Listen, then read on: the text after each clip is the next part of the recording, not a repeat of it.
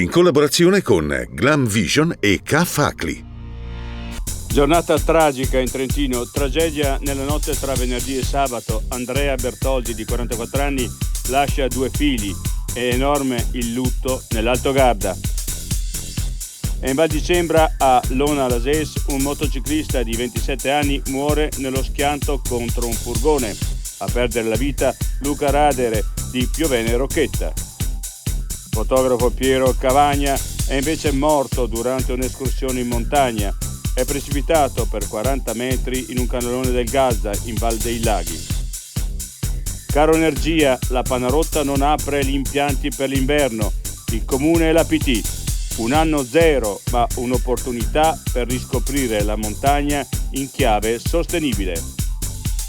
Da ex laboratorio sartoriale a cicchetteria veneziana, ecco Dai Putei all'interno del negozio di abbigliamento Il Lord. Il titolare: condivisione di spazi e di clienti.